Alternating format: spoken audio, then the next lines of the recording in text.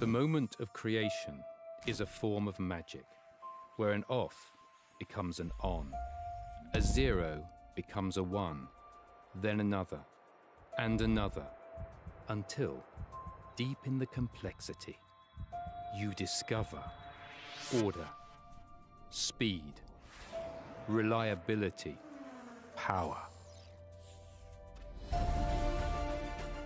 Experience the WD BLACK NVMe SSD.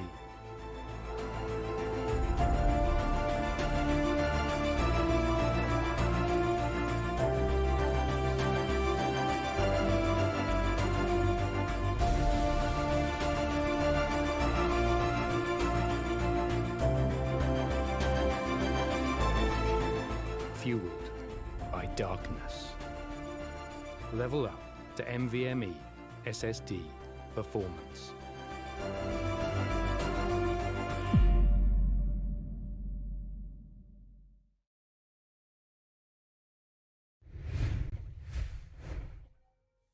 What is up, Siege fans, and welcome to the WD BLACK the Esports Club Pro League for Rainbow Six Siege, supported by Ubisoft and in association with AFK Gaming. I'm your host, Baba Sees a Chocolate, Baba Eats, with my co-caster Johnny Silver Mike, as we are here for the second stream where we are going to see L2K going up against XTM on map Oregon. We already did see L2K making a huge comeback against Union Gaming, 7-5 on map Clubhouse, in which we did see an ace being made and also a 1v3 clutch on the side of L2K. This time going up against Exterminate Esports will be a higher challenge. So let's see what's going to happen as we proceed to the ban phase. So, Johnny Silver Mike, how are you doing? I'm amazing, Baba Gusta, but we'll be headed into the match right now. That's going to be Team L2K and Exterminate Esports, both of them coming out to be such an amazing, strong teams. Both of them in their own right have definitely come out to have their own moments of shining, and today we got to witness that firsthand from Live to Kill just before this match. Of course, they had their beautiful comeback on Clubhouse against Union Gaming. That was one hell of a match to witness, and I'm sure this one is going to build up to be one of those as well. Coming back to a conversation I was having with Jack just before we happened to get into this match was about how XTM happened to be one of those very surprising and astonishing teams making their entry and just having to demolish the entirety of Division 1 all by themselves. And hey, it's really fun to see Live to Kill and XTM come out in this match. It's one of the matches I've been waiting for. And speaking of, Thatcher, Nomad, Kaid, and Mira will be the operators that'll get taken off the board. That'll be the first few bans that will come out from the side of both these teams as we're headed into the first round. Well, yes, indeed. Let us head into the first round and also let's introduce the rosters. On the side of Team L2K, we have Petals, Ottawa, Thadia, Pushpay, and Watermelon. And on the side of Team AXTM, we have Skullex, Ghost Freak, Rini, BO7, and Triggered. The site would be on second floor kids' dorms. Let's see how well the site will treat on the side of Exterminate Esports. 6 picks will come in from Ghost Freak as it switches to the Cap Can. An interesting 6 pick here on a map like Oregon. So it's going to be a very interesting place and also a very interesting site that we're going to introduce on the side of second floor kids. You do have the Valkyrie with the intel. You have a total of 2 C4, actually 3 of them, except the Valkyrie, in which will be the one manning the impact nades. The impact nades is very efficient, especially when you're doing the roaming duty. Most of the time, many people would pick the Vigil because he's a very good roaming operator, which has the gadget to be invisible to the attacker drones. I mean, for the Valkyrie as well, unless and until if she gets stuck with either a Nomad air zaps being placed right at the entrance, she'll be able to use her impact nades to make another entrance to a particular position and get those kills. She has numerous amount of opportunities to go from. She can go, full roam as possible. Let's see what's going to happen as we proceed to the action phase. L2K already in a very good lead here. When I say lead, we actually did see them win up against UG. This time, we'll see what's going to happen against XTM. We're just making some late late rotations being made just yet. Capcan 80 has already been placed towards a specific position. It's going to be a matter of time to see what kind of push that the attacker is going to make. Most probably towards the second floor kids. Actually, the second floor master bedroom, in which there is a wall that needs to be opened, and also towards on the side of Atom. That's for sure. One thing's for sure that XCM Esports have brought out a very standard set of defenses from their side, but Patels will be the first one to get the kill onto Trigger. That's the first opening frag for the side of Live to Kill. They'll be looking to get some more of them, but is that the fall down from XCM Esports that will come out from their side and not? Ghost Freak still running with the cap cannon. In fact, I did get to catch a conversation with Ghost Freak just before this match happened to come into effect. I'll have a conversation about that later. Meanwhile, the Ash still able to dismantle the side of the defense. Here comes the refrag from Ghost Freak. I just happened to talk about him. The Capcan happens to make his way back onto site. A 4 versus 3 now. We're looking at a very possible situation for XTM Esports to just lose this round, because just from the looks of it, Live to Kill has gotten enough map control and enough time to even execute this. They can be very slow about this. They can just take their sweet time, at least for the while. Everybody in perfect positions. The defense just a little caught out. I think Ghost Freak, oh boy, he's going to find the frag. Does he find the second? Yes, he will. The triple kill comes in from the Capcan, able to take advantage of that little lapse of attention on this defender. It'll finally come into place though. Watermelon will make sure he shuts him down, and Ghost Freak has already done the damage that he needed to. It might come down to Thadia, and Watermelon now getting this 2 versus 2 into effect. Bot and Rene are the only ones left surviving. 50 seconds left. 2 players remain on both the teams. 43 seconds left to make their move. Defenders have already in towards the side. Thadia will be able to lose some particular concussive, and so does the Sledge. And it's going to go down from none other than BO7. Zofia will also do the same, equalizing the round, making it 1v1.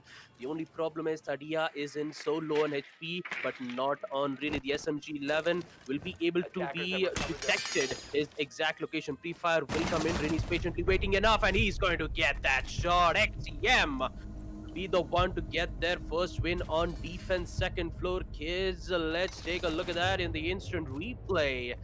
Round 2 will commence. Basement Laundry will be the side, and let's see how well it's cooking. That's for sure. First round in the bag for Exterminate Esports, and we might as well be looking at XTM looking to make that advantage even more further as we happen to go ahead into this match. That was a very close round coming in, but Ghost Freak definitely happened to turn the tides around for his team. Just from the looks of it, getting those 2 kills was so very important for him. He could have gotten the 3rd frag as well. That I think coming out with that spot towards the side of the bed was very expected from the side of the attack as well. That's what anybody would do in that position. I think it just became too predictable, or Ghost Freak might have been able to walk away with another one. Who knows? That's just me speculating over it. We'll be headed to round 2, and the site is going to be Laundry. This time around, the XCM Esports, we've gotten to see them come out with very standard stuff on the side of Oregon. And just as we happen to speak about it, I don't know if all of these teams just want to keep playing Oregon and Clubhouse at this point, because I love it when the team brings a little dynamic to a certain map. You know, it just happens to show us so many different things of our team likes to approach, so many different situations. Having to see Oregon again and again for the same teams is getting a little repetitive. And just as we happen to come about it, the saturation point has been reached for quite a while now. But at this point, innovation is just dying out. You know, just the way CJ's going ahead. And once again, my request to all the teams out there: please do not pick Oregon like that. But let's keep the competitive spirit of this game alive. Let's bring out more variety in these maps, and let's just throw in that diversity and enjoy the spirit of this game even more. But right now, it's going to come down to these attackers and defenders, that is XCM Esports and Live to Kill. They want to make sure that they come out with the best of the plays that they have for themselves. Triggered. He's going to be watching this angle. Watermelon, though, he's going to start things off. Skullex, a very influential player for XCM Esports who's come out so far, will get shut down. First early kill coming in from Watermelon as he eliminates one. Oryx tried to defend himself towards the first floor kids. Will now decide to fall back. The Sledge, who is still currently holding an angle towards the meeting room, needs to be careful in which he does not triggered with an impressive rotate. Will be able to end and also get an instant refrag against him, making it a 4v4 situation. They still have good amount of minutes to make sure that they'll be able to take out the Roamers. Ottawa is going to patiently move in towards the meeting balcony. Rinning is still towards the side, and so does BO7 triggered. B finds one more. It will be a very vital for XTM to make sure that they'll have the win against them. There's going to be a lot of minutes where the attackers are still waiting for the defenders to make their move, and there you go. That's the move that they need. Ottawa eliminating Triggered will be able to give them a chance to finally focus on towards the side, in which Stadia is slowly creeping in towards the freezer. Now he has those concussive nades, he has those drones. All he needs is intel, and Ghost Freak, who is still apparently holding in towards the freezer angle, needs to be careful there because there is already two players pushing in. One little push towards the big towers, eliminating the Jaeger will give them way much more focus. But no, it's going to be on basement laundry stairs push, and Ghost Trick will be able to find one right out of every single thing that he has to deal with, eliminating Thadia. But he gets an instant refrag from the Ash herself. Push pay. Eliminating Ghost Trick, making it a 3v2, make that 3v1 as almost as the Ash has been down but not out just yet. That would give the freezer control entirely to the defenders, in which it leads to the basement laundry stairs for XTM to hold on to. But look at this. This is a really good flank coming in, but really is there to immediately go for the denial. So does BO7 taking out Pedals. It all goes down to the Ace in a 1v2 situation, currently in towards basement laundry. The push coming towards the rotation. He's going to go down, making it a 1v1. Will he get the last player who is currently holding in towards the freezer? Yes, he does, but he doesn't get the shot. XTM winning round 2 basement laundry. As we take a look at it in the instant replay, my oh my, let's proceed to round 3. The game is just the beginning here, Johnny Silver Mike. Well, it definitely is quite the beginning, man. XTM Esports back-to-back 2 rounds with the same finishing move. It's Rin on that final kill with his trusty SMG-11, always there to get you that 1v1 victory. You know it's him in the 1v1, you know he's winning it. XTM Esports, off of that lovely stylish 2 finishes of the 2 rounds, will be taking us to round 3 with 2 rounds first and foremost for themselves. Hey, but you do not count a team like this out. That is, of course, the attackers I talk about right now. Live to kill.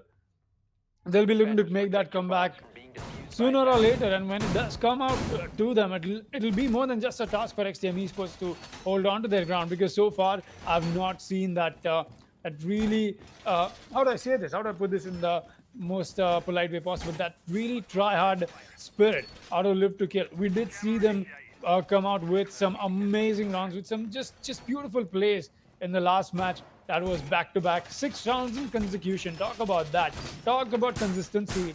Live to Kill is just one of those teams. We'll be looking to see plays like that from them, but it's been XTM Esports who've still not failed to disappoint us, man. I'm telling you right now, Baba Gustav, I've talked about this with Blackjack as well. XTM might as well be our potential victors for this season. That's right. That's a bold statement to make. We've got too many top teams in this tier, but just from the looks of it, XTM Esports is just as strong. They just happen to be Tira Esports, our former champions. And now with UG being taken down in the last match against Live to Kill, that happens to put them up in such better odds. But hey, guess who else is in that lineup as well? It's Live to Kill. So this match essentially turns out to be such a huge, just as a decider. Oh, triggered, not wanting to miss his shots on the Ash, is just going to walk away with a small scratch on her shoulder. That could have been a potential kill with more patience given to it, but no, push pay was just a little too fast and could not get that frag. In 2 minutes remaining, let's see what the rest of the rounds have to unfold. Oh boy, the pressure between both of these teams is exquisite, and they will do whatever it takes to be the best of the best. And this round will actually determine who's going to be it. Ghost Freak still towards the meeting hall, holding an angle towards the attic, because he knows there is one particular attacker who decides to. I mean, they did open up the wall towards on the attic. They need to go for the push because the side of the first floor meeting, they need to get control of the high ground. And Petal will be able to find one. Thadia gets another, eliminating triggered, making it a 5v3 situation. Smoke and Mute is still alive with their C4s and smoke gas canisters, and so does the Jaeger, who is currently in towards the boiler room. He needs to rotate back as soon as possible so that he'll be able to support his teammates. Watermelon still towards the freezer. He did get the access. They have the intel. Ghostbreak needs to be careful. One C4 comes in, claiming the life of Thadia, making it a 4v3. Make that a 4v2 as Watermelon gets one. Rini on the other, eliminating. Watermelon tries to avenge his teammates, making it a 2v3 situation. It is a very close one. The opportunity from the Jaeger has been missed from Pushpay, as he's the one who's going to eliminate. Petals will be the one to go for the plant. As all goes down to Rini, pushing towards the attic. Unfortunately, he's not going to be able to do anything at all. Left to kill, winning round 3 on first floor meeting. As we take a look at it in the instant replay, we now proceed to the next round, round 4, where the score line is going to be 2-1. Second floor kids will be opened, and XTM will go to that same site again. That's right. That's exactly where they'll be headed to. Back to Kids Dorms and Kids Main Hall. It's not like it's a very reliable site coming back to it, but like I said, Live to Kill is not a team you want to take for a ride. They are here, they are fighting back, and we're getting to see that 1-2. That's the first step towards the dent they look to put in that winning streak for XTM Esports. It might come down to XTM just happening to not being able to survive that heat Live to Kill happens to give them, because just as we happen to go ahead, Live to Kill is definitely going to pick up the pace. I can already feel it, just the way it happens to go. Live to Kill has been out there looking for that champion spot long enough for themselves already, and right now it could not have been a moment more perfect. They've already shut down Union Gaming. They just need to make sure they shut down somebody else who's looking for that champion spot as well. That is XTM Esports. Live to Kill. Let's see if they'll be living to kill another match or not. Right now, it's all eyes on this. This is such an important match, just in terms of how Division 1's results will turn out to be towards the end of the season. Like I said, this is of sorts such a huge decider as to where the points table is going to take us towards the end of the season. This is going to change so many tides. Let's see where we are taken forward to. I think we're in for a ride, Babu Gusta, honestly, just from the looks of it. Both of these teams so talented, and I wouldn't be surprised if this match happens to go to maximum overtime either. I mean, I do agree on that, Johnny Mike, and obviously on the current amount of scores that you do get to see from L2K, they did win their first attack on first floor meeting. Again, going back to second floor kids and basically laundry will be a challenge. And talking about challenge, Pushpay unfortunately will get shut down from Skullex, a very important player as the Ash. One of the popular operators who will always be the one get those important frags will be eliminated in the early rounds. That would give XTM in a very good spot not to worry about the Ash, but they do have to worry about Thadia, the Sophia, who will try to make some opportunities to eliminate one by one. And there we go. As I talk about it, it's going to be the Maverick, aka Petals, taking out Ghost Freak right towards the main entrance. Taking him out would give him a good amount of opportunity to mainly focus on opening up the wall. It's going to be the 8 Selma charges being used to make an entryway on the game's room, whereas Zofia still towards the trophy room, holding an angle, making sure that there won't be any flankers who decides to put a surprise attack on them. So it's going to be a matter of time where the defenders, actually the attackers, makes a play. And all 4 players are already in towards the breached wall of game's room and also on towards the trophy. Looks like they're just going to fall back for now, interestingly enough. Maybe they're just trying to gain an access towards on white stairs, may hopefully get an angle, but there is Skullex still holding towards that exact same location. If Skullex goes down, all hell's going to break loose for XTM. And talking about hell, there's going to be a lot of utility being thrown on the side of the defenders, including impact nades, in which BO7 is in a bit of a trouble. Watermelon gets one, Rini gets the other with the SMG-11, eliminating Pedals on the other hand. Will be able to use smoke gas canisters to make sure that the push from the attackers would not happen. The white stays control still in the control of XTM as we proceed to 40-second mark. The 40-second mark is here, and that means these are the dying seconds and desperate moments for both of these sides right now. 3 versus 3, Watermelon and Bot. Both of them low on HP. They want to make sure they take these gunfights with an intent to win, an intent to kill. Skrillex will make sure his intent is clear and right. He gets a frag, and that's Stadia taken off the board, and that's also the diffuser drop, I believe. He's still got the C4 for a possible denial, and that's exactly why he's going to go down. 10 seconds left, and this push-up is in, and that'll be the victory for the side of the attack to win that fight. At least not yet on the round. A C4 goes out, but Rennie gets the frag into Watermelon. It's a 1 versus 2 for Skrillex to fight. No, Rennie is here, man. Rennie is here. Rennie gets the hat trick going. He's been the one getting the finishing frags, and just look at this man go off. He's been doing the work and he's been getting stuff done. Once again, the finishing kill for every single round so far XTM has won has been done by this man on the smoke. Except for this time around, it was with the shotgun, not with the SMG-11, but still, that double kill finisher, very beautiful and very well executed. Once again, XTM Esports showing us exactly how patience can be such a good weapon if you happen to use it correctly. 3-1 is going to be the scoreline. Round 5 is exactly where we'll be headed to. But just from the looks of it, I don't see the bans influencing just the way we happen to see the plays come out a whole lot. The Nomad ban, I think, is happening to affect just the way Live to Kill likes to play. On a general scale, they've been given so much more freedom with the Nomad. You just happen to not worry about a possible flank coming in because you know there's a very trusty air jab that's going to safeguard you on that. Maybe that's something that might be happening to put them in that little change of a role swap with more emphasis on the man count as well. Just happen to watch their backs. But that should not be it. XCM Esports has not come out with any over-the-top flank so far. They've been very good with what they are doing. They just happen to bring out just enough and the defensive strategies at the right amount as well. That aggression that I'm getting to see, all of that very well accounted for. And that is something, all right, Ghosty is definitely going to DM me after this match, but that is something I've not seen Ghost Freak in general come out with. That calculated aggression before from him, I felt a little lost in the past few months. He just happened to become a huge coin flip moment and very needy situations for his team. That's not the same Ghost Freak I get to see anymore.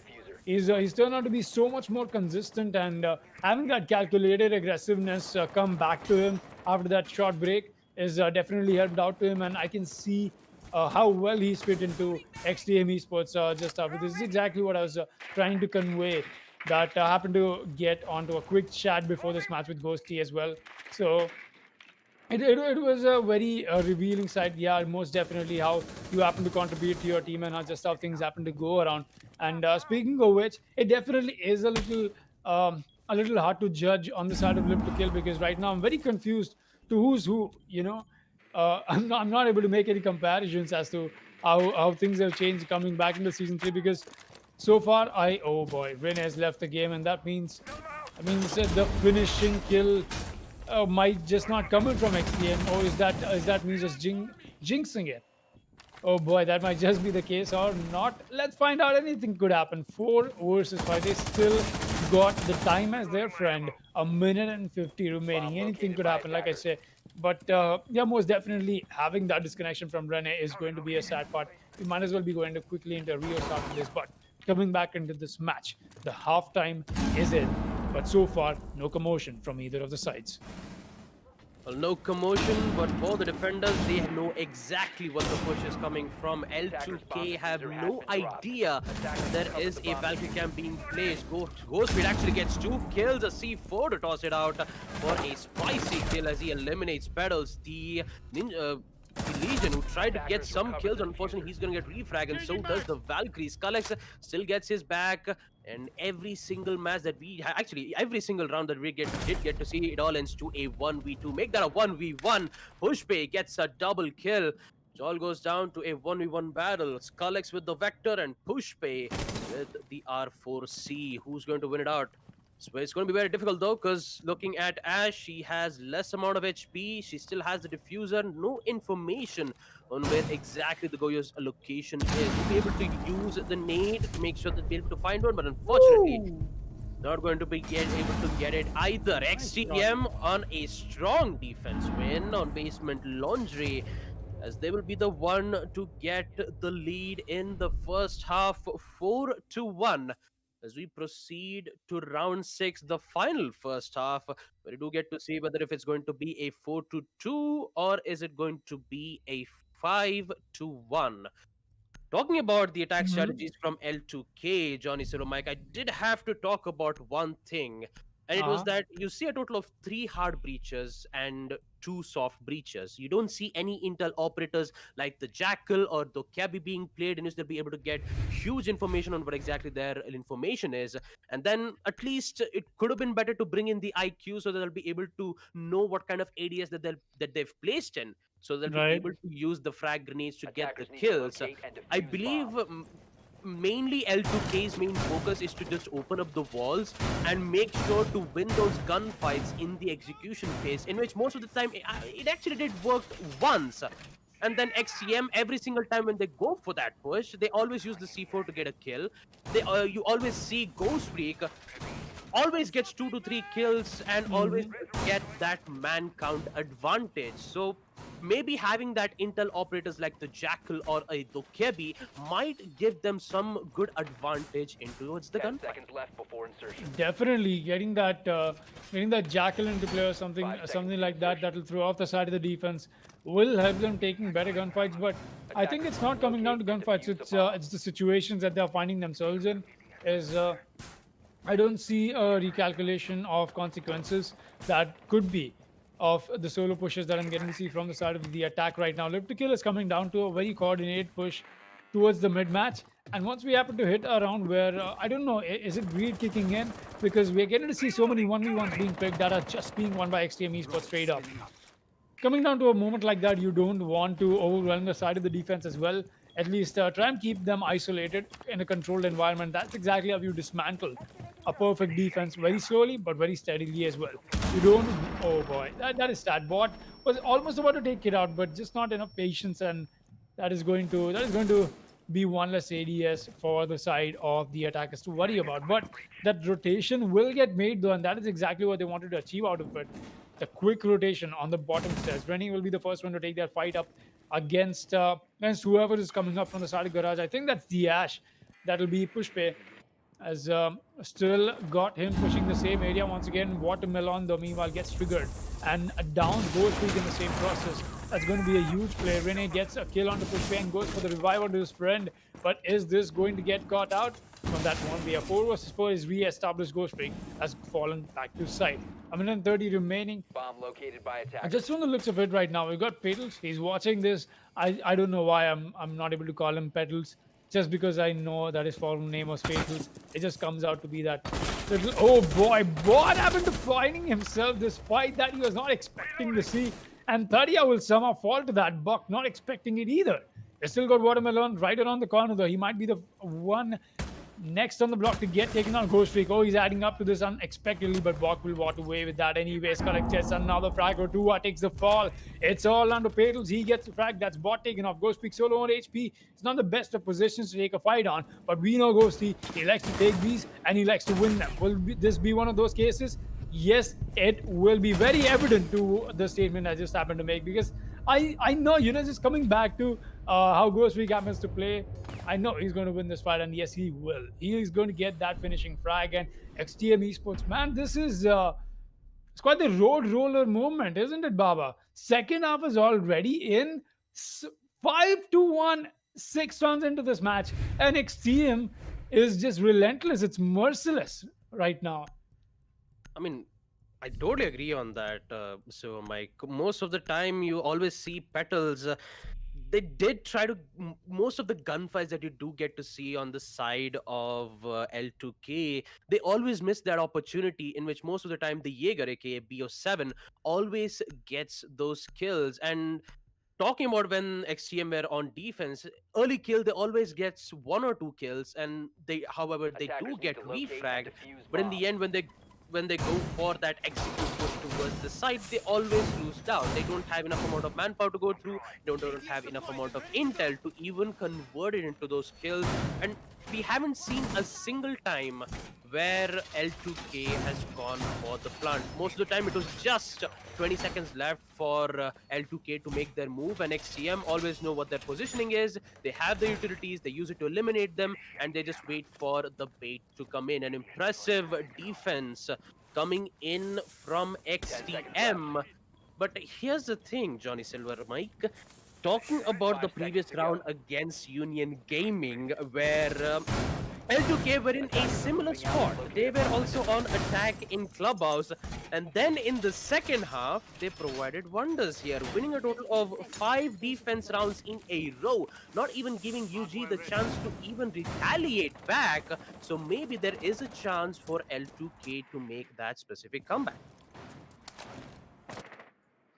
That might just be the case, Baba Gusta. Honestly, we know Live to Kill has come out with some really amazing plays, and Smite, if this is a repeat of what we saw in the last time around, I'll be damned, man. Honestly, that'll be something that'll really blow my minds away, because if Live to Kill comes up with that kind of performance right now, boy oh boy, we are in for a treat.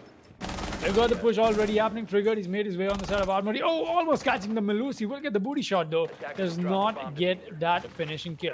Triggered going for the nade play. We've still got the push coming in from the side of the attackers on the side of bedroom as well, and that's going to come out to a 2 versus 1 possibly. And that's this 3 attackers onto 1 defender. That's a huge ratio to just walk away with it, more than alive and more than just with a refrag.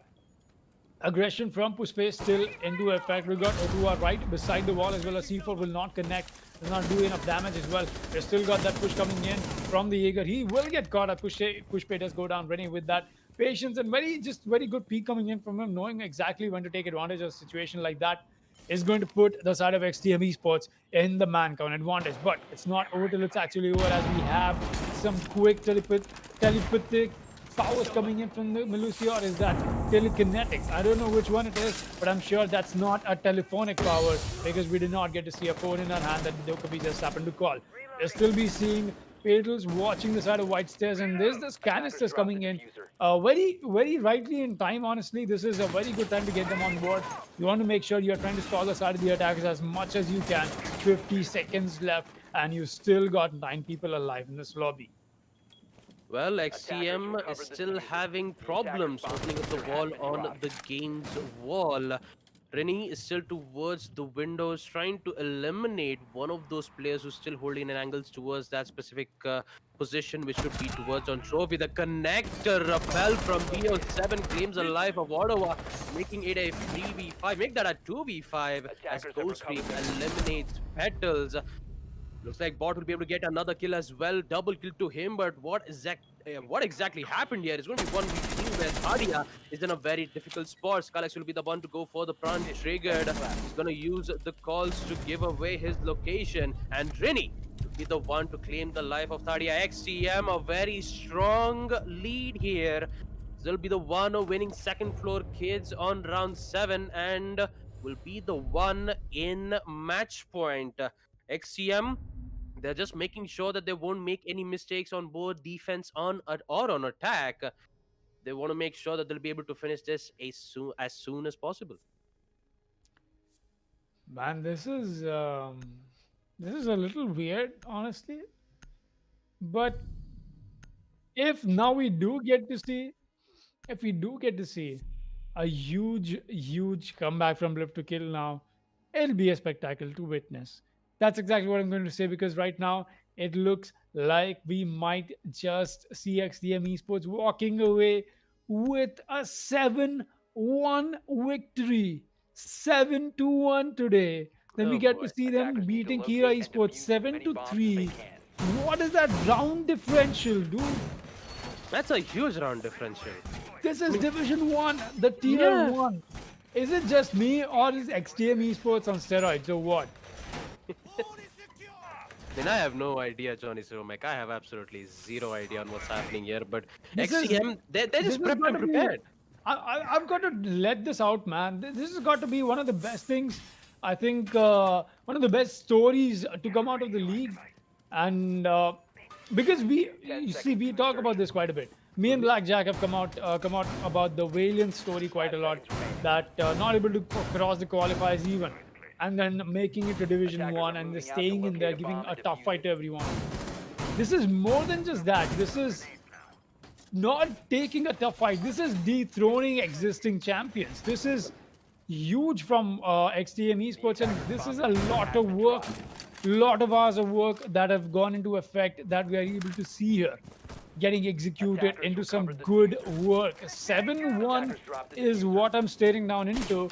There might be a differential to it. Like I said, I started off my sentence with Liptical making a possible comeback. That might still be in the books, but this looks very much in the bag already for XTM Esports, and I cannot fail to notice that. So, uh, it's definitely a moment I think we should all breathe in and understand that XTM Esports means business, because so far they've had one hell of a track record just in this league, and this decider is turning out to be more and more interesting and more excited.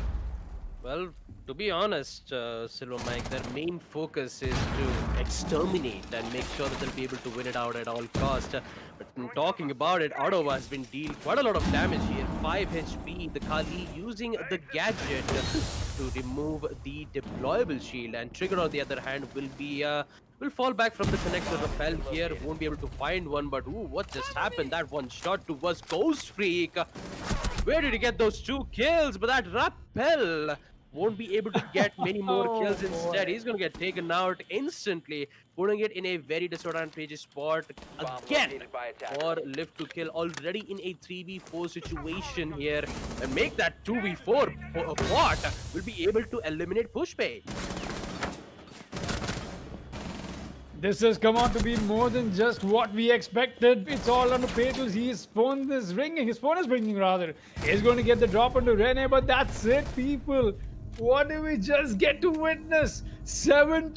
XTM Esports cleans up the floor of Oregon with the bodies of Live to Kill. Boy, oh boy, what was this match? 7-1 on Oregon, a map so frequently played that could not have gone this way. Not in Division 1, not from Live to Kill, not here, not like this Ghost Freak just flexing that MVP, right? Deservingly so, 10 frags on the man. And look at that double kill that came out from him towards the end of the match. Man, what a beautiful witness of I think, of I think who might just be our new champions that we just got to see. XTM Esports, they've still got a long way to go. Another week of play days left, but just from the looks of it, Division 1 has just been a walk in the park for them.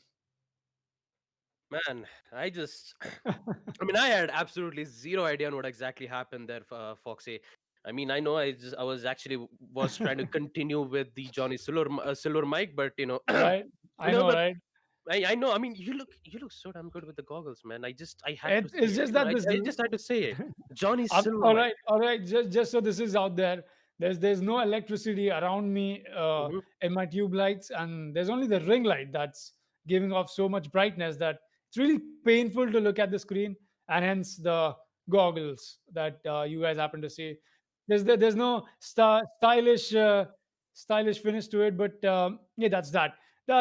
Jokes apart, though, things out of the way, we'll be headed into reliving the moment, because I so want to relive these moments. What a highlight-filled match for XTM Esports. These relive the moments. I'm sure we've got 7 rounds of XTM just happening to obliterate Live to Kill back to back, and man, this was quite the match, man. Honestly, Baba Gusta, not the outcome I expected. I specifically had more food so that I have enough energy for a match like this that I see going to maximum overtime. But what is this? What did we just get to see, man? I mean, obviously, Foxy, most of the time, what you do see from L2K is that you don't see any, I wouldn't say much more of an intel. Most of the time, you do see push pay, where they try to, go in towards the site, although having having to use the drone first and then go with the push with your teammates would actually be a good idea, so they'll be able to not only just get info but also get an instant kill while the way that they're holding an angle at the same time. But most of the time you don't see that, because it's always Ghost Freak who most of the time gets those kills, and always and also Bot on the side of Exterminate, who were the one who was doing all the heavy lifting. Talking about L2K, I do have to appreciate Petals and Thadia, who did try their best. They did go for a plant, but unfortunately not having less amount of manpower was how XTM always bait out the planter and then get those kills. Technically, L2K obviously had zero ideas on how to even get towards the site at all. Like, yes, sometimes they do get the refrags every single time XTM gets one, but in the end, when they go for that execute, there's absolutely nothing here. They still have the C4 in hand, they still have the smoke gas canisters to fend them away, and it was just a one-man show here. Exterminate Esports proving that they are the best of the best. They will make sure that they will not, they'll be able to, make sure that they will win those matches as best as possible. Well, that apart is definitely come out to be quite the series of matches for Exterminate Esports, and everybody out there who's joining us from their homes right now on the streams.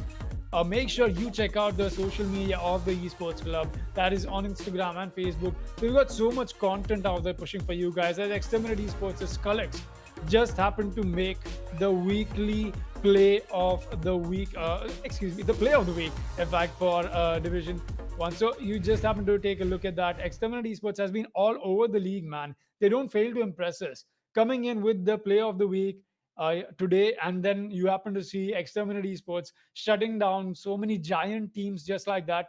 Man, it's come out to be such a treat of matches to see Exterminate Esports, and I'm just so glad I'm getting to cast all of them.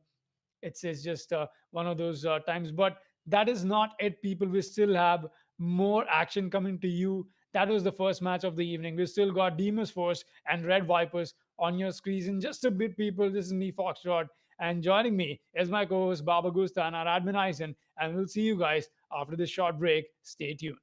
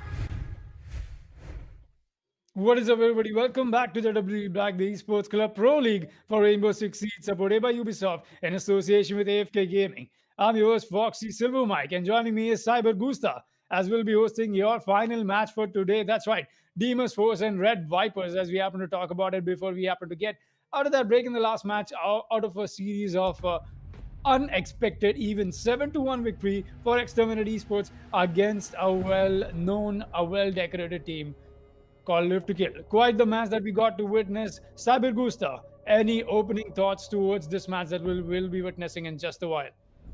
Well, Mr. Johnny Silver, Mike, I it thought I'm is. Foxy Silver Mike, but that's okay. I do have to apologize because I have something wrong with my CPU systems, but I'm going to put it in my save systems. There you go. Foxy Silver Mike, yes. Talking about it, I would say that RVZ might be able to win out one, and according to my senses, I feel a Monty ban coming in on the side of Red Vipers. A very exciting match, and I'm Mhm. definitely going to say that it's going to be electrifying. That's for sure. That's for sure. It'll definitely be electrifying. Let's get into the match, people. Montaigne ban and Blackbeard taken off the board right now, coming on to the ban phase. And boy, oh boy, what a beginning that we've had. And quite the cyber feel to it, thanks to Baba Gusta. We've got two players taken off the board. Interestingly, so Montaigne ban. We haven't seen this man warm the benches in quite a while. He's here. He's going to stay out of this match. It's going to be Villa, though. A nice change in pace as well. Thank God it's not Oregano Clubhouse once again, but we'll be going ahead with the last ban, Baba Gusta, or my apologies, Cyber Gusta. Anything you happen to say as we proceed ahead into the first round?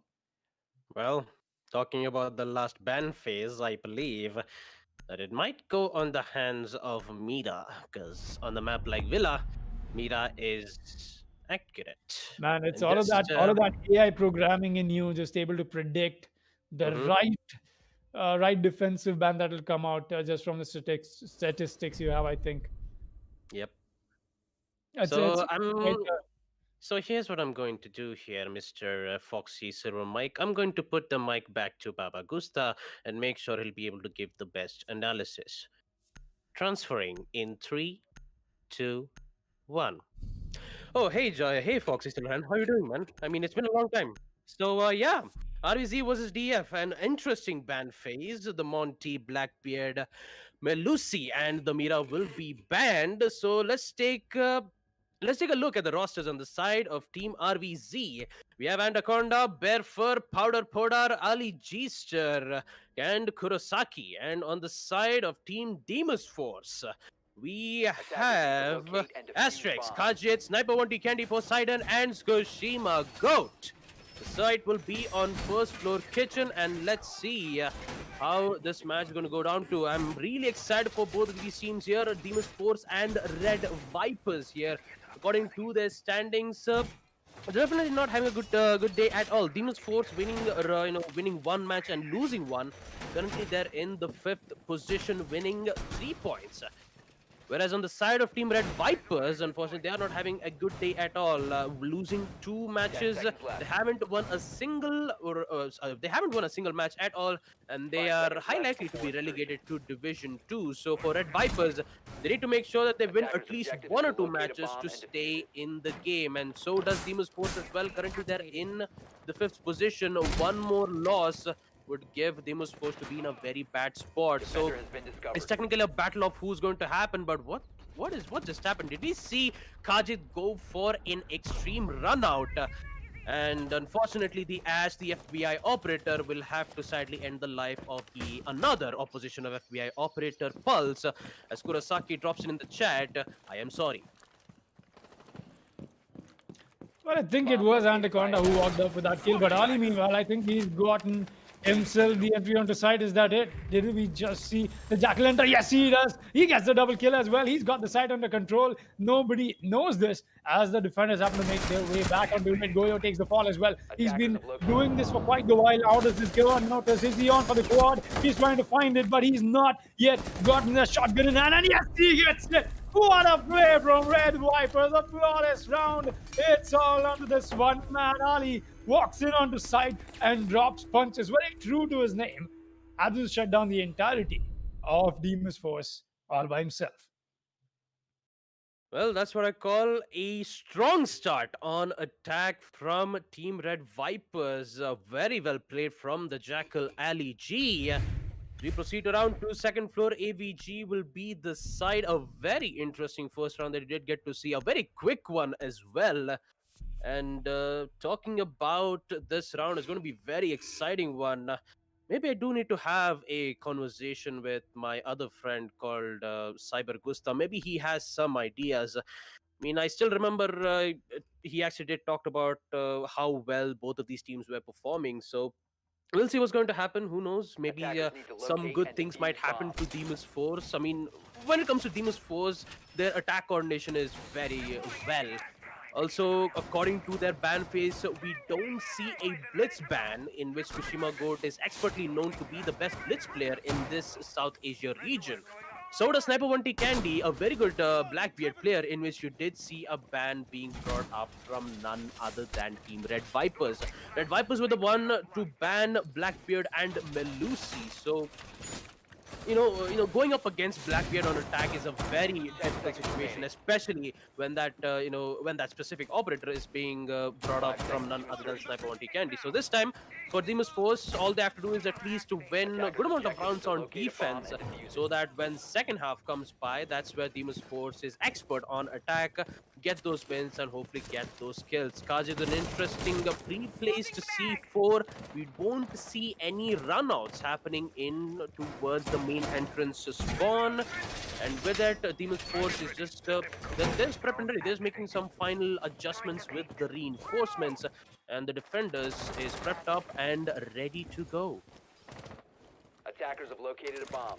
That's right, they're ready to go right now. But that was a very anticlimactic first round coming in from the side of Demon's Force, and I actually happened to choke on my own words, quite literally so, in finishing up the last round. I really coughed out my lungs. But that out of the way, I'm back. I've had a nice sip of water. I hope you all are having enough water to stay hydrated, folks. That's right. We'll be headed to the 2-minute mark right now on round two, as so far no early frags that have been robbed or given away from the side of either of these teams. And that means that as we happen to go ahead, we'll see that slow and very methodical push of Red Vipers, as we usually get to see them bring out Ali. This time around, nothing out of the box. He's just going to hold this down very nice and easy. Sniper 1 Candy takes advantage of that comfortability that could have structure wasn't. Taken away from mainstays, and the reinforcement comes into place as well. That's a quick reinforcement just to make sure that the rotation is not allowed for the attackers to take advantage of. We'll be seeing the proximity alarms come off in distance, and that will be taken care of. Oh, that aggression does get spotted by Barefoot, and now he'll be on his toes to make sure he gets that shut down. Meanwhile, Sniper 1 Candy does get taken down. Powder Podar will make sure that finish up comes into place. He'll get refragged though, but here's the refrag once again. It's been the game of refrag so far, 3 versus 3, and back into this man count effect. We're getting that peak coming in from the alibi. He does some damage to Barefoot, but he's still got to get this frag. No, all he does not look the right way for setting up the double kill. Will he get the final one? Yes, he will. That's a down to Sophia, and there's not much that Red Vipers Gaming will be able to do. It'll be that triple kill for Poseidon just to walk away with, and a very good start for Demon's Force to make sure that they don't let Red Vipers walk away with any more advantage than they already have. Round 3 will be underway, and side is going to be Trophy and Statue. Let's see what they happen to bring on board. Round 3 will commence. DF will also make their play, winning their first round of defense in second floor AVG. So it will be on second floor Trophy this time. And with the attackers not having any idea on where exactly the alibi's location was, did give them the win nonetheless. A very huge, strong start coming in from both the teams. But sadly to say, at least one of them should be at a disadvantageous position. Maybe if Red Vipers have a lot of problems dealing with the main sites of second floor Trophy and AVG, might give a lot of problems for them. Unless and until, I mean, even if they do get the win on towards first floor dining, that would give them at least a maximum score count of 2-4. If they do, however, win the sites on second floor Trophy and AVG, we might see a 3-3, or or at the last, we might say it might go for a 5-1. Talking about 5 to 1, it is a rare sight to see. Most of the time, you either see a 4 to 2 or 3 to 3. So my guess would be a more of like an equalizer coming in from both the teams. Kajit be able to place his cams towards the windows of bathrooms to make sure that he'll have good amount of information towards the roof, where he'll have good amount of information. We do see that deployable shield being placed, in which Bumai will be the one guarding it with his magnets. And Akonda, they do need to be careful of the Thatcher, because he has those EMPs, in which one single EMP is more than enough to just disable every single Bumai's magnet needs being placed right from that specific position. All they need is just one EMP to be thrown out and followed up with one concussive nade and an impact to remove it, forcing them to push towards the sanctuary dome. Alibi's holograms will be able to give good amount of information, in which one of them has already entered towards the side. Free fire comes in, and oh my goodness, Poseidon is going to eliminate Powder Poda with a beautiful wall bang. Kurosaki is already in trouble in towards the walk-in closet. Will be now forced to push back, but yet another angle from Poseidon gets 2 kills with the MX4 Storm. My oh my, Poseidon is on fire, ladies and gentlemen, as the C4 comes in. Won't be able to claim any life on the side of the attackers, but currently Red Vipers are in trouble, with a huge amount of time being left for the attackers. Losing 2 players, Demon's Force is still alive, and they're making sure that they give it all they've got, continuing their aggression, making sure that they won't even set a foot inside the building. It looks like the Jackal is already in his way towards the Red Strays, trying to give the momentum in his favor. Ali Chi sees one, fails the gunfight, and so does Anaconda from Tsushima Goat, forcing Kurosaki to be in a 1v5 done deal situation. Kurosaki doesn't have enough amount of HP. He has a claymore. He has the primary weapons of the bullets. Unfortunately, he has no idea in which he's been countless number of tags from the prismas that Poseidon has been placed. That gadget actually gave Poseidon a total of 2 kills from that exact same spot, and is working out well for her. Demon's Force, aka the Valkyrie, deciding to be very aggressive here, as the Ash will be able to find one. The Vamai goes down, making it a 1v4 situation, but time is of the essence. He only has 23 seconds left. He needs to find a total of 4 players, and unfortunately he goes down in the hands of Poseidon. Demon's Force winning round 3 on second floor trophy, be the one to get the lead on map Villa Defense. 2-1 is the score line. As we proceed to round 4, a very a good frags coming in on the side of Poseidon. The MX4 Storm giving him a total of 4 kills, I believe, with the help of the holograms, giving away the attackers' positions. See what's going to happen next as we proceed to first floor dining room. 6 kills to Poseidon, 4 kills to Ali G, and the round will be underway. That's right, the round will be underway indeed. We've got ourselves a 2-1 scoreline established. Round 4, it's I'm sure it's going to turn out to be Demon's Force once again coming out with the best of what they've got. They want to make sure that they're not kidding around. We got to see that from 2 rounds back to back, and they've been they've been coming out with rather very good turnarounds from what you expect from a general defensive team coming out of Villa. Now we're back with Pulse on the play from Khajiit. R6S has brought out the Frost. Sniper 1 Candy will be on the Legion, and Poseidon on the very trusty Mozzie. What I'm really looking forward to see from Demon's Forces, will they be able to get a few more rounds on board and just able to walk away on the second half with a fairly better advantage than I see them taking, because Red Vipers, they like to attack and they like to bring out their aggressive style. So far, we've not gotten to see their shining moment. Will this be one of those rounds where we'll get to see that or not is the real question that I'll be asking right now to the players in the lobby. That we'll be finding out in the action phase, as that will be underway. Coming back to what the side of the attackers have brought out, Ali has been very, I think he's been the staple Jackal player coming out for the side of Red Vipers, and that's what we're going to see from him once again. Nomad on that flank was very good, and look at that Frost match, just cheeky positions coming out from Asterix himself. He knows exactly where to place them, wants to make sure he gets the best out of the attackers, wants to beat them with the mind game.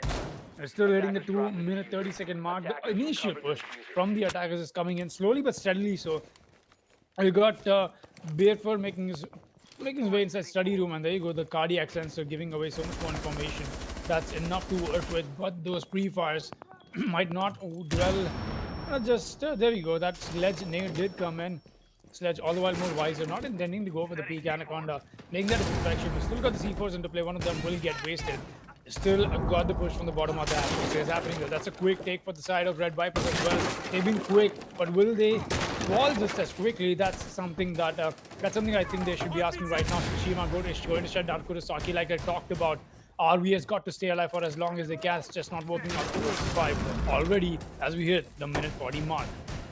Kushima Gold getting his first frag, eliminating Kurosaki, will be forced to do the roaming duty in which he relocated himself all the way back towards the red stairs. The Jackal, aka LEG, will be able to find good amount of information, and that's going to be Kushima Goat being under compromise because he's been tracked from the Jackal scan. He only has one option, that would be to go back towards the side, but he is too late. Jackal is pushing in, but Kushima God has already seen it, giving him the double kill, but Powder on the other hand will claim the life of Kajit, and so does Astrid from Anaconda. Powder gets a double kill, eliminating Tsushima God, making it a 3v2 situation here as the side is under control on the side of Team Red Vipers. The Thermite still has to remove the Legion Goomans, and the attacker gives that information saying that there is one, but that's going to be a failed information as Sniper 1T Candy eliminates the Thermite.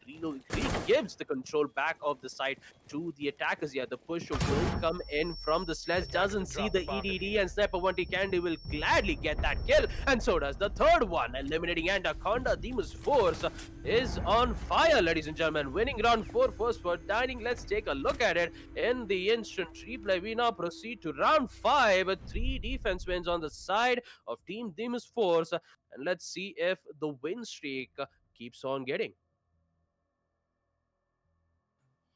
That's exactly what we're here to find out. 3-2-1.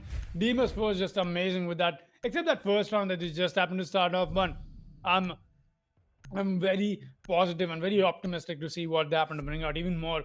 But more importantly, I think it does come down to Red Viper's perspective about this, because I'm a little more inclined to see what they have to offer. First round came out to be perfect. Can call it maybe just a one-off, because Ali made that push on the side all by himself, and it was just a solo performance on side with that quad kill. But it was more than that. We got to see some early aggression that did not pay off well for Demon's Force in that round as well. We saw Khajiit go out for a spawn peek too early into the round, got taken off. So Demon's Force making amends, knowing exactly where they want to start off on against Red Vipers, put them up in a very good spot. We'll be ahead with round 5. Let's see what they happen to offer.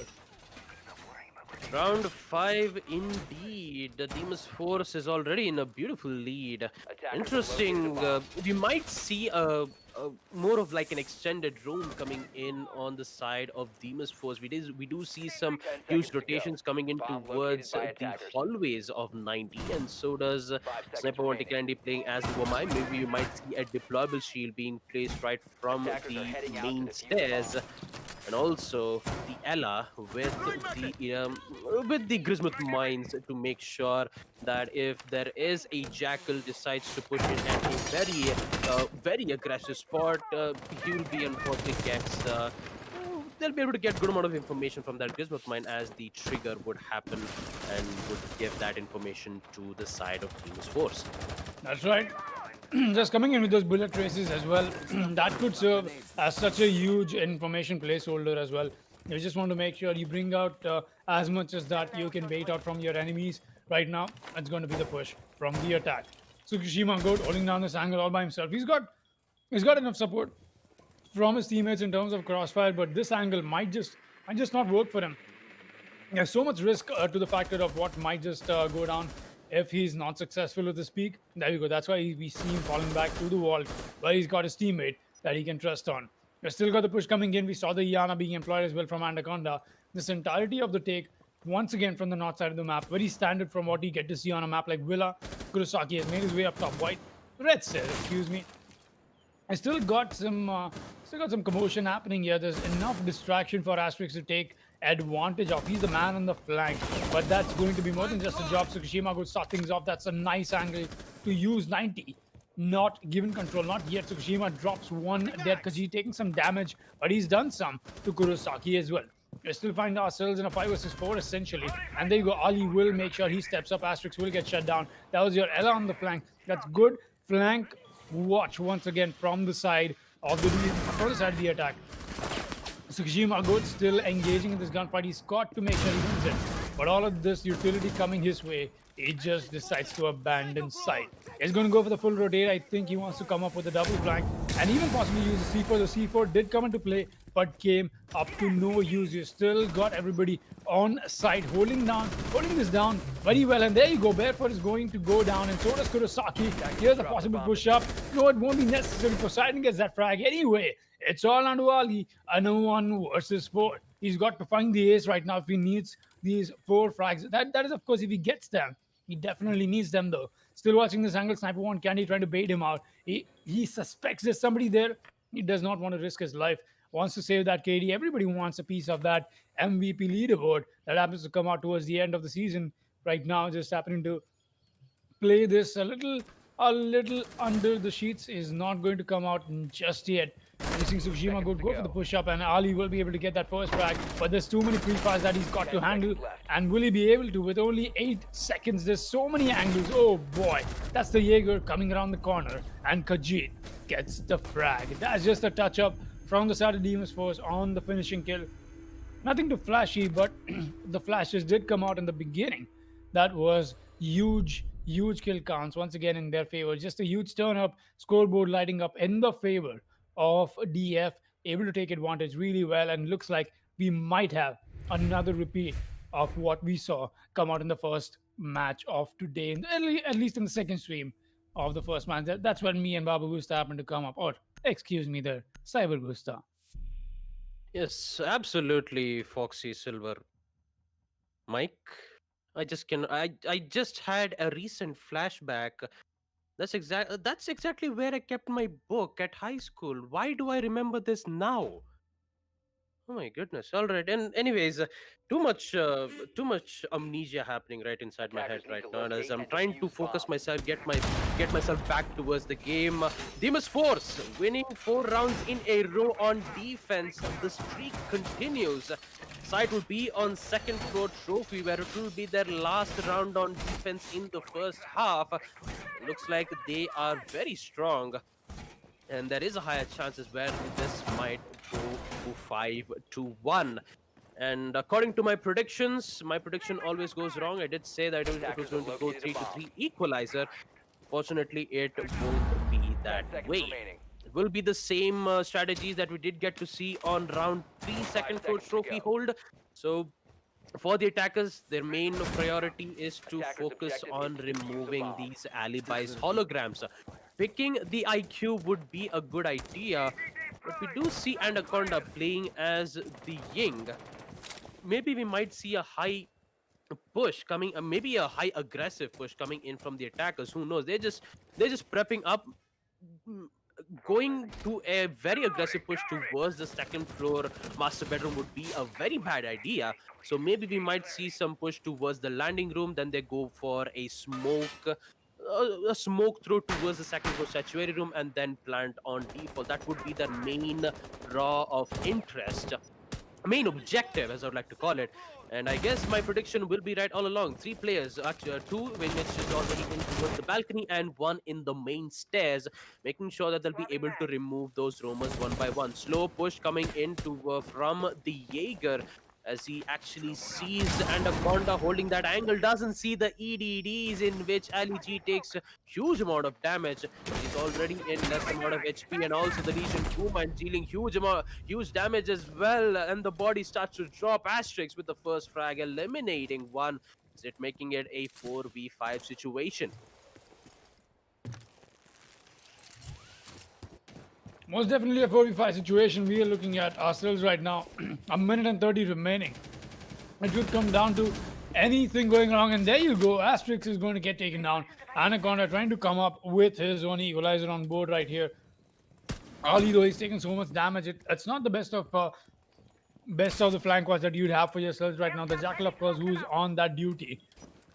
He's got to make sure he comes up with the best of his players. Anaconda, meanwhile, he'll be back on his drone, getting more information as to what's going down on the side. There you go, the Jackal tracks are coming off onto site as well. This is so much pressure for Demons First to work with. Attackers have dropped the bomb. 4 defenders still alive on side. Everybody's so eager to take gunfights that they want to win. That's exactly what I would expect out of a Demons Force match as well.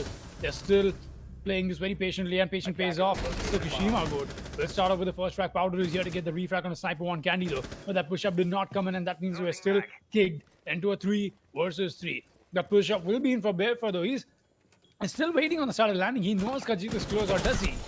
There you go. He's not going to spot him. Khajiit walking away with a very good advantage that he had for himself. Some pre-fires that he's just adding up to that destruction. As he fought at the wrong time. So Fukushima Goat is going to go down, and that's a nice frag for Ali to take advantage of. Kick back into 2 versus 2. This is turning out to be a very heated moment right now. Anything could happen. This match could go. This round could go in anybody's favor. 15 seconds remain. Here's Powder. He's going to swing wide. He's going to get the first kill. That's Poseidon. Drop it shot on a Khajiit in a 1 versus 2. Ali solo on HP, but his position being given away. He's coming for the diffuse denial. He's going to get the planter, but the planter is already down. Khajiit in a 1 versus 1 does not win the gunfight. Ali comes around the corner with his 1 HP. He does not mind if he has low HP on himself. He'll get the clutch in for his team. And this has been the play for Ali once again. It's been twice that whenever Ali happens to play good, Red Vipers win a round. 4-2 is going to be the scoreline as we happen to head onto round 7. I take a quick look at the scoreboard with the second half into effect. Ali with 8 frags for himself, and so has Poseidon amounted the same on the other half of this match. But it has definitely come out to be a more colorful side for Demons Force. 4-2. Let's see how Red Vipers take advantage of the defensive side on Villa. Well, with RV's sorry, I do have to apologize again. With 2 wins coming in from Red Vipers on attack, they have a chance to get back up in the fight in the second half, while they are the one on defense. Second for ABG will be the site with the same interesting operator pick we can see here. Kurosaki with the Rook. Having that armor place will be able to give good amount of protection and also higher chances of being downed. And so does Ali G. He'll be the one playing the cap can with those EDDs.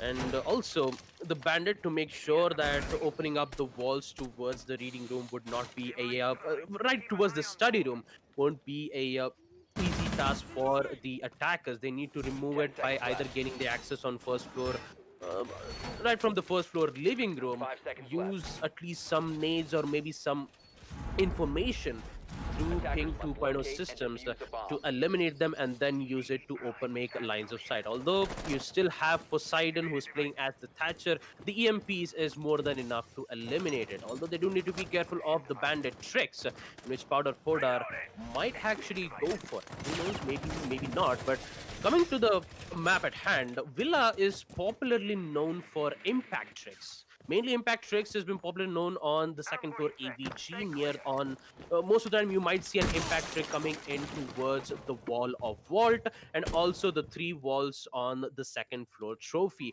Since most of the time you might see a huge pick on towards the Legion or the Maestro, in which the Maestro has not been banned. There might be Red Vipers might be able to pick Maestro to make sure that they won't have an instant access towards the vault or on towards an AVG with those impact nades, and also the Maestro with those information. But for now, let's just focus on the match at hand.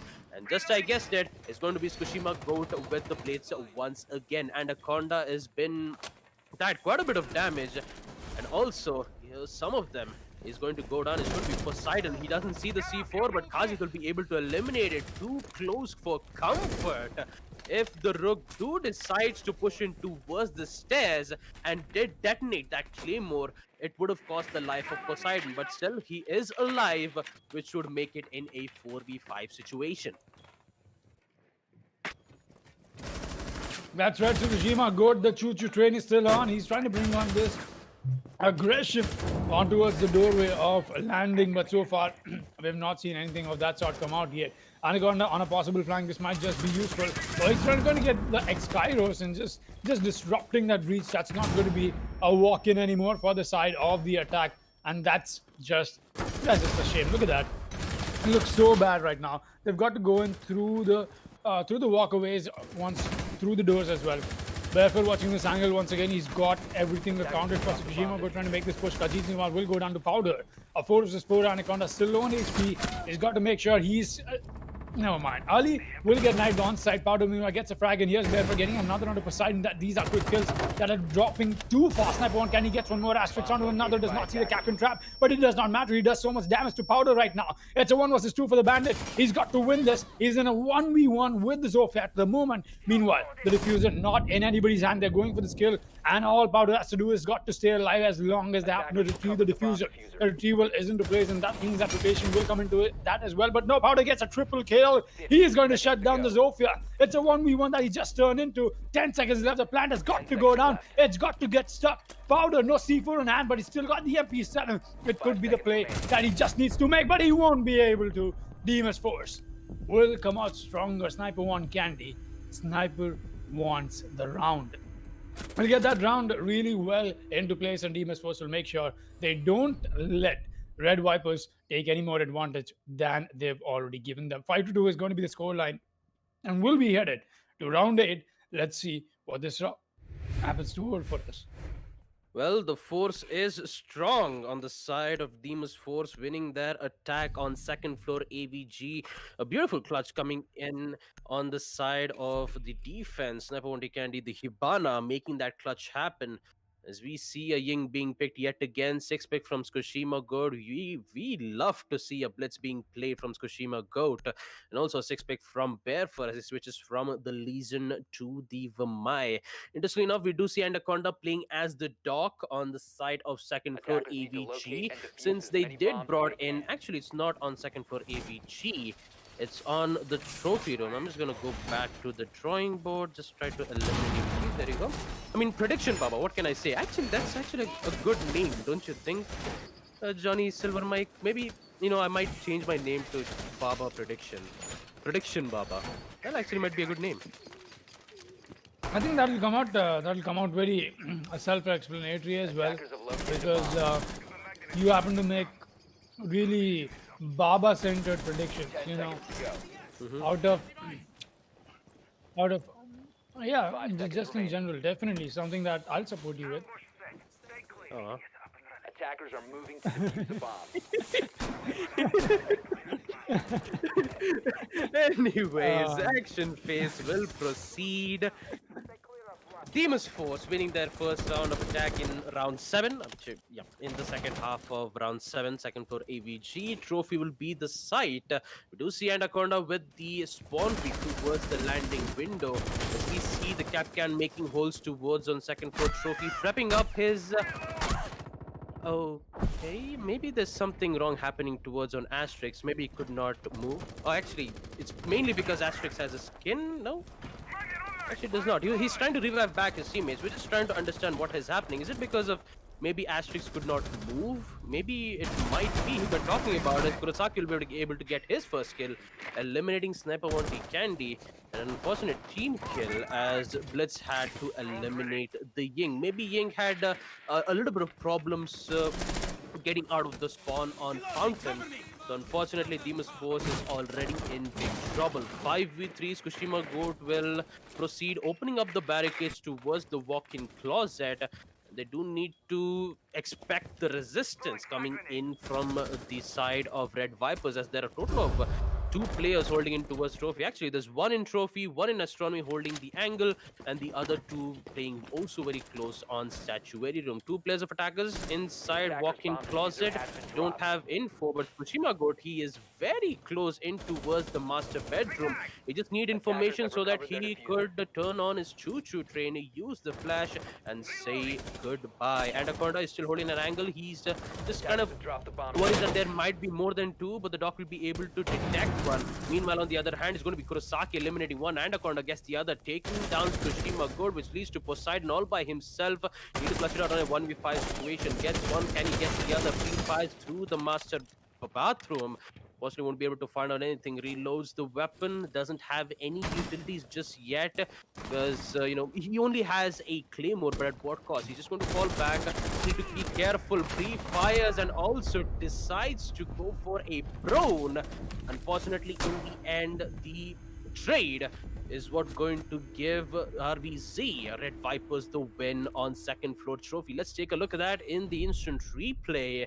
Let's proceed to round 9 where Team Red Vipers are slowly gaining up as they are in score 3-5. That's exactly where they are right now. 3-5. One run away from match point once again for Demon's Force, but a little too far away from that possible match point as well for them.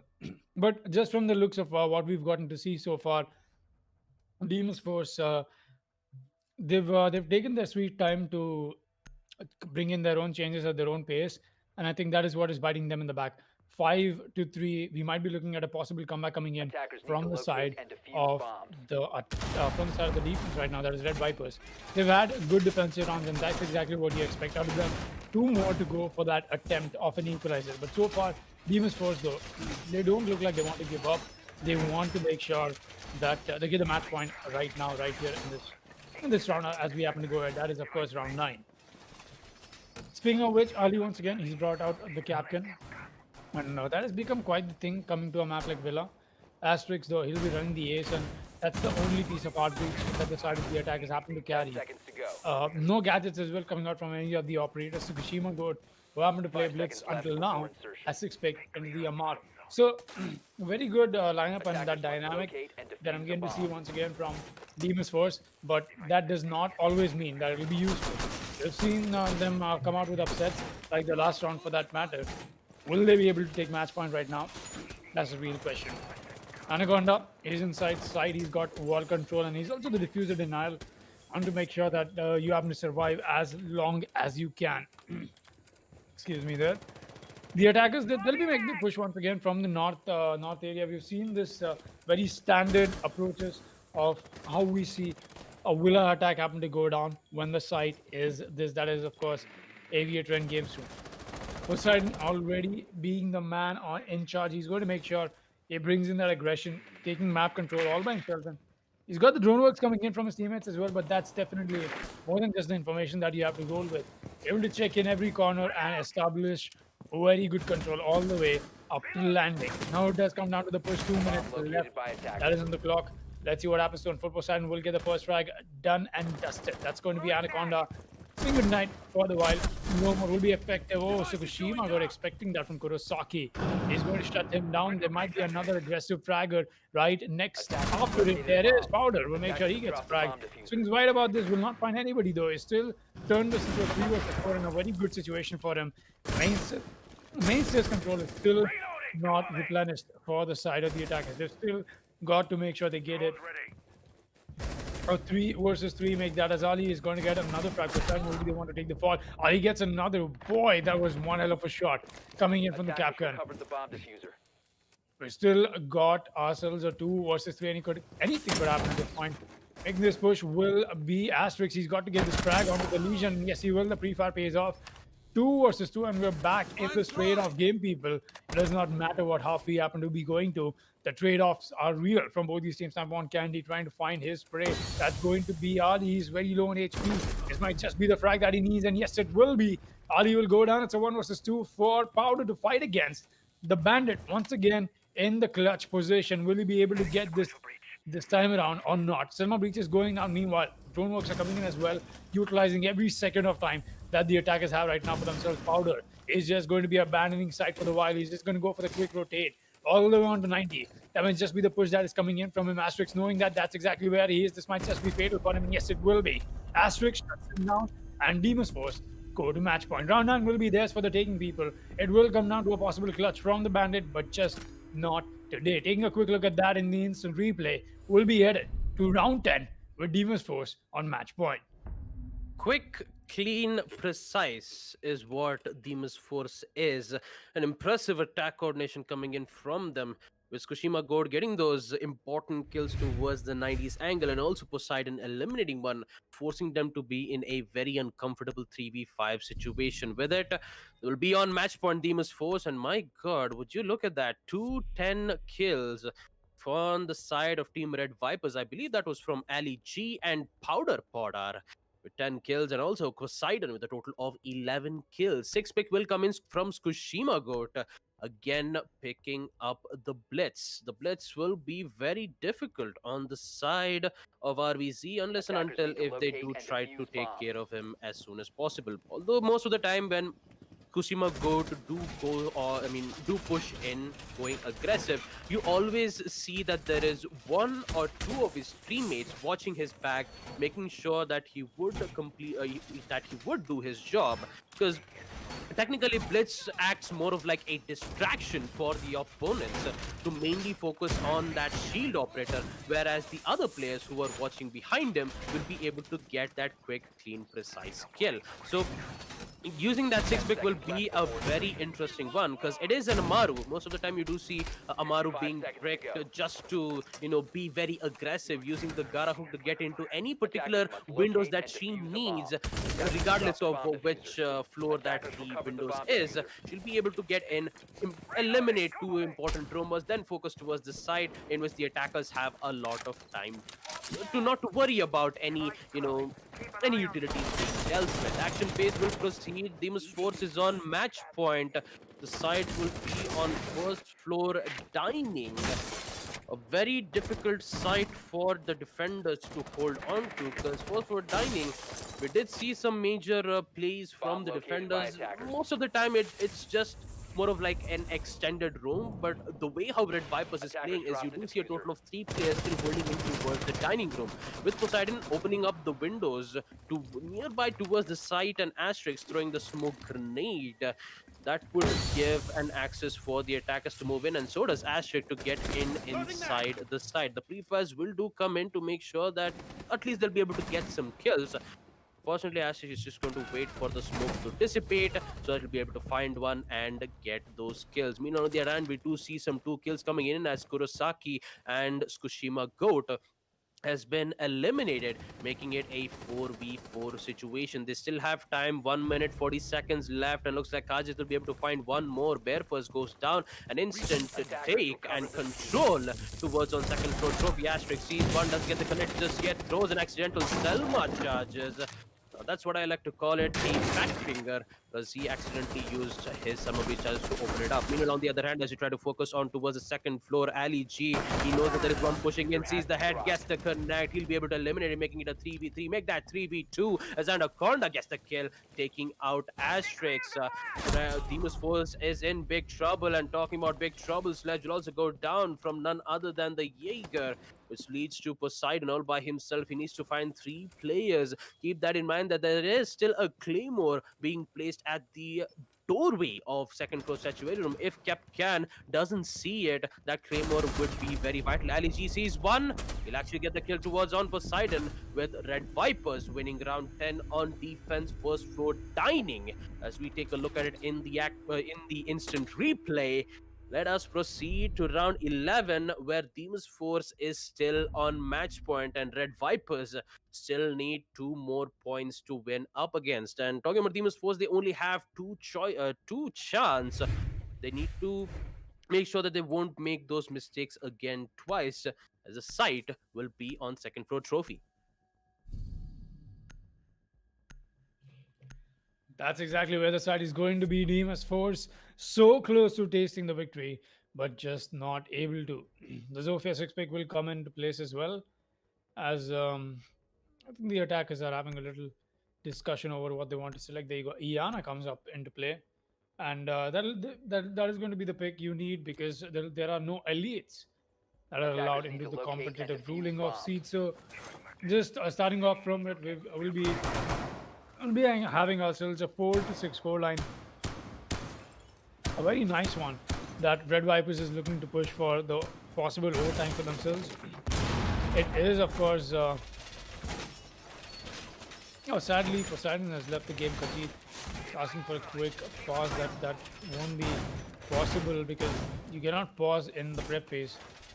You can only pause in the pick phase. So sadly, it'll be Poseidon who might be able to join us in the next round. Or is it going to be Rios right now?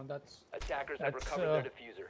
5 seconds that's remaining. their choice. There we go. Rios will come into place, Attackers are and moving out. Locate yeah, a bomb and that is defuse it. that. Of course, Coming back to what we happen to discuss, just in general of the match, it's very standard stuff from both these teams. It's not been a good first half for Red Vipers Gaming, just coming off in those attacking rounds. You happen to talk about it. Not the best of performances, but that's okay. Demons Force made sure that they bring in their dominance today, but it's just been a little less than what they need to push for that victory. Able to sit on match point, not being able to push it. This might just make changes. I thought maybe with Poseidon having to leave the round, we might see Red Vipers Gaming make a possible comeback as well, but that's not what happened. We got to see the entirety of Demons Force just. We went to a quick review. So Demons Force coming back to what they just happened to bring out in general, it's very different. They are a little more laid back. They're not that aggressive, hot-headed fraggers that I got to see from them before. That is something I definitely will have to talk about as we happen to see that change in them. But it's really good to see them taking this advantage. They do so direly need right now. In fact, it's just uh, it's just them having to make sure they get everything on board. Red Vipers though, making their way here through Div 2, and it's really good to see them over here. It's been quite the climb as well for Red Vipers Gaming. So finally able to find ourselves in Division 1. I think it's something I'll be cherishing for now, because I still remember talking about Red Vipers that they happen to always keep juggling between Div 3 and Div 2, never being able to just cross that barrier. Finally, they found themselves in the division, the top tier, but it's been a little more demanding for them. I can only understand. That's all right, but it's good to see them hold their own. That's I think my 2 cents on Red Vipers and Demons Force, just as teams from what we've got to see different from them in season 3 come out just in general. Well, talking about the side of Demons Force, they did had a strong start in the first half itself. They were the one on defense. Kushima God had no problems eliminating teams one by one, and so does Poseidon. Most of the time on second floor trophy, he kept playing the alibi. So interestingly enough, the attackers decided to give much more information to the opposition thanks to Alibi's holograms, in which Alibi did get a good amount of kills as well, 4K to him, and also a good start for RVZ to get their win on first floor dining, where we did get to see the Jackal getting a 1v4. It was Ali G was the one who made that, made it work. And then afterwards, we didn't get to see more of RVZs on attack, except on second floor trophy, where it was Ali G once again winning that clutch on 1v2. The plant was already the plant was already done. You know, if the team on the side of Demons Force were, way much more early to eliminate the planter, it would have gone on the side of the defenders. But unfortunately, it could not, and they did, however, put it to 2-4. Putting it 2-4 gave chance for Red Vipers to fling back, especially in the second half, where it did see them winning on second floor trophy and first floor dining, immediately eliminating and also getting those early kills. 1 to 2 kills on the side of RVC did give them the upper hand. The same can also be said to Demons Force. The extreme aggression that we do get to see from both Poseidon and Tsukushima Goat. In its one, we did get to see, we did get to see Tsukushima Goat playing as the Amaru, the G8 LMG with an ACOG sight, angled grip, and a flash hider. Maybe flash hider or a compensator. Do we have a compensator? Yeah, maybe, who knows? But most of the time, you don't see a suppressor being attached to the G8 LMG, because suppressor, not a good idea. Because although, yes, it kind of hides exactly what kind of gunshots you've been getting shot at, but still, it would decrease a lot of damage from the suppressor, and it wouldn't be a good idea. So talking about the matter in hand, I know I just kind of diverted my way back to a particular position, but I'm just going to come back right away and talk about the match in hand. Tsukushima Goat, 2 impressive kills with the Amaru. He did, however, get those kills, but also lack of information yet again. He did not expect to see a bandit holding in towards the main stairs, getting that ultimate refrag. Although most of the rounds that we did get to see from Demus Force is always a 1-3 or a 2-1.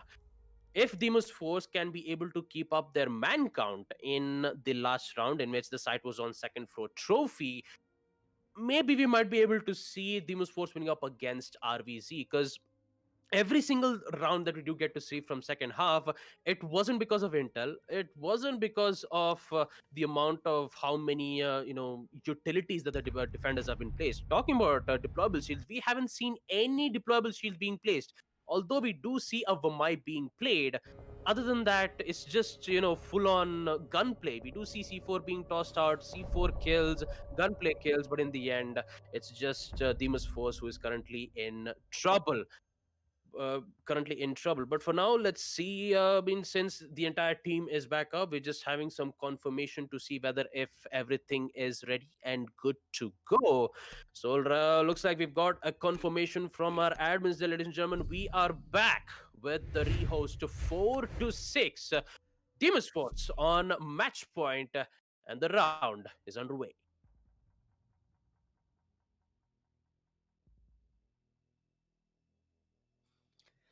The round will be underway. We've got ourselves a nice scoreline. Like I talked about this before, this round happened to start as well. 6-4. What a position for Demus Force just to take protect your advantage bombs of from being defused match by point. attackers. Will they be able to take that or not is the real question. Asterix, we've seen him come out with that Ash once again. Fukushima Goat will be on that IQ. Poseidon running with the Yana. Sniper 1 Candy will be on the Thatcher, and Khajiit will be on the Sledge. We've got a very frag-based push, I think, coming in from Demon's Force. Who knows, we might be in for a potential rush because there's literally no hard reaches from the side of the attackers. And that can only mean one thing, that we'll get to see a very 10 heavy seconds left. approach in terms of how they like to approach the fragging, just in general. RV has got to be prepared for this. They obviously have seen the picks coming in from the side of the attackers as well, so they must have an idea of what we might be expecting right now walking into this match. We've got the prep phase underway. There's a lot of commotion happening on site, just getting that reconstruction and everything well placed and whatnot. The ADS is coming into play as well. Poseidon, we've still got him playing the Yana. No huge pushes so far from the side of DF. Nothing adjacent to site as well. They'll be looking at the insertion point a little away from the actual bomb site. That's going to be the South Hall take for the side of Demon's Force. A very standard way to push on a map like Villa, especially when the site happens to be a statue and trophy room.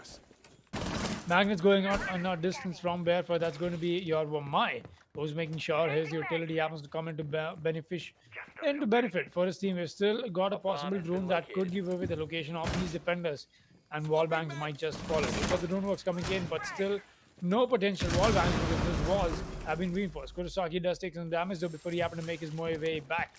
That's from landing with a shield that he had for himself. There's enough work that has already been done from the side of the attack, trying to get all of this done nice and easy and dusted. Still watching the red stage angle. That's going to be a nice frag for Barefoot. Look at that shot that he just happened to connect. So Fukushima Goat will not be surviving that. He happened to hit the minute and 30 mark. Oh, 5 versus 4. Make that a 5 versus 3. Powder gets another. That's going to be the Legion. Oh boy, RV is not stopping. It's all of them lighting up the kills feed. And that was a flawless run for Red Vipers. It's lighting up the entirety of this kill feed, coming down back to back with just kills. That's exactly what they did. They dropped bodies. Demon's Force not looking to go for the very ordinary push with the breaches and whatnot, intending to take gunfights. They fall face first. It'll be Red Vipers going one step closer to taking this to an equalizer and taking us to overtime. Well, we are back again with the round of ones. One round for Team Red Vipers to put this match in overtime, and 1 point for Team Demon's Force to get their win. 6 pick will come in from Kurosaki as he switches from the Caviera to the Warden. Having a deployable shield is vital for them, knowing that they don't have a smoke because they have Castle being placed. So Castle being played, we might see some armor panels towards the second floor trophy, actually from second floor sanctuary room, and one towards the main, right from the pantry stairs, I would like to call it. So right from the pantry stairs. So only one deployable. Actually, there isn't any deployable shield. I do have to apologize for that, because most of the time when you see a warden being picked, they're mainly being picked because of the deployable shield. Because since Valkyrie doesn't have a deployable shield and neither does the Wamai, having a deployable shield is very difficult for defenders to hold on to, so they need to think of some other ways. And that other ways would either be an Attackers have located a extended room bomb. in which 10 Red seconds Vipers left is going to before do insertion. exactly that. They have 4 impact nades, one 5 in which seconds they'll to be able to insertion. deny any heartbeats coming in towards the laundry. Coming Attackers towards are the moving laundry to wall defuse and the bomb. also on towards the second floor trophy wall as well. And just like I actually talked about it, Villa, a map which is popularly known for its Easter eggs and impact tricks. Impact trick is the way for defenders to make sure that the attackers won't have the upper hand when it comes to getting that important angles. With it, Red Vipers, they need to make sure that they'll be able to get this win. And talking about that previous round, there is a higher chances that Team Red Vipers might be able to put this map to overtime. Therefore, with the Wamai with the MP5K in hand, you'd see some interesting rotations being made from the stairs as well. And just as I was talking about it, we do see that castle armor panels, instead of being placed right towards from second floor statuary room, we'll be able to place it near the astronomy door. Powder Podar, the man who's playing the Legion, will now be playing nearby from that specific position. Interesting enough, we do see 3 players in towards the second floor trophy room. Escaros pellets Attackers have being dropped the bomb used to diffuser. make lines of sight, 2 lines of sight. Not quite sure where it is though. Maybe in towards the side on the basement stairs. We do see the Legion. He's prepped and Attackers have ready. recovered He their knows that diffuser. there is the attackers who decided to push in without even getting the control of the second stairs. And Anaconda is The attacker's requesting. bomb diffuser has been The dropped. Anaconda is using the shotgun to make lines of sight towards the trophy to make sure that the laundry push from the attackers would not happen. That's right. The laundry push from the attackers is exactly what they want to stall right now. Poseidon coming up from the astronomy says, oh, there's 3 people that he might just find. There's so many pings coming out right now. He's going to get the first one. Does he get the second? Yes, he does. This is the frat frenzy for Poseidon. Here comes in the help from the Rappel game as well. This might just be the cleanup for Demons Force to take advantage of. What a push. And there goes Tsukushima Goat. It's all down to Anaconda and a 1 versus 5. That looks very impossible. Tsukushima Goat adds up to that damage. He's looking for the kill. And yes, he will get it. Flawless round from Demons Force, and that was a finish up as well for Demons Force to walk away with the victory on this round. What a cleanup was that from Senpai and Poseidon. Both of these amazing players, amazing partnership between them. Just able to come in with the entirety of the kills this match, a 3K and a 2K. Well, what a match we did get to see here, ladies and gentlemen. Red Vipers, they did all they can, but unfortunately they could not get the win. 7-5. What an interesting way to end the stream here, ladies and gentlemen. But worry not, we still have 1 more to go, and that would be reliving the moment. Let's just go back and analyze on what exactly happened for the past total of 12 rounds of this wonderful match. I did get to see Red Vipers. They did all they could. They did all they can. In the first half itself, it wasn't their good, good attack coordination coming in from them. Lack of information, getting early picked out, and also having a talking. How about I'll just talk all about it in the relive the moment itself. Let's just take a look at it. Take a look at it in the relive the moment itself. Talk about what exactly happened over there. And as I was continuing the conversation way back, we did see Ali G getting that impressive 4K with the Jackal, whipping out the ITA secondary shotgun to get his final kill. 4K with the Jackal, a very great gunplay coming in from him too. But after that, it was just a no-show from it was just a no-show coming in on the side of Team Red Vipers. Second floor ABG, Trophy, Dining, and ABG again for the past 4 rounds did go to the favor of Demons Force, because it was all Tsukushima Goat and Poseidon who was making those important plays. The MX4 Storm making those, giving those information thanks to her the holograms, and also Tsukushima Goat, eliminating unaware players and also getting one step ahead of the opponents.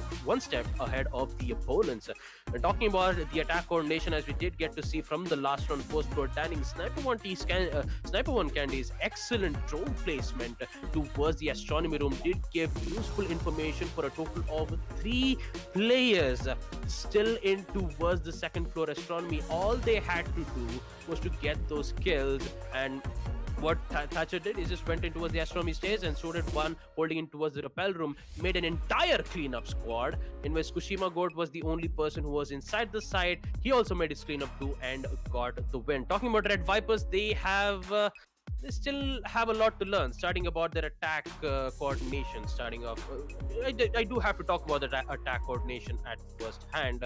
Losing a lot of players in the early rounds, picking the operators which would not give an edge.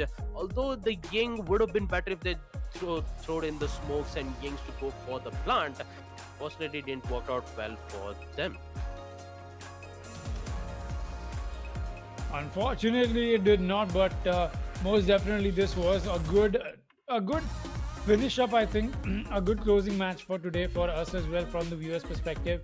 A very good match, a good change in pace onto Villa. That Demons Force put up a show for us, and Red Vipers that never giving up attitude that we got to see from them is able to come back and trying to make those rounds come back to back. That kind of perseverance is exactly what we look out for. But it was just not that, and it was just not all of these performances we got to see from today. So many other teams as well happened to impress us. XTM Esports coming in with some really good stuff. Live to Kill happening to beat down Union Gaming with an amazing comeback. So all of that, and oh yeah, most definitely we will also get to get a visit from Cyber Baba before we happen to sign off. But it most definitely was an amazing day we got to witness, and quite the set of matches as well. Demons Force came out to be on top. They had their moments of just happening to stumble between what they were trying to achieve versus what they are giving away to Red Vipers, and giving away as in, I mean, the advantage that they were able to give away. Just getting blindsided in that little portion for themselves is what happened to land them in that spot. But apart from that, everything just going in favor for Red Vipers. They happen to put up such an amazing fight. But look at this cleanup on this round.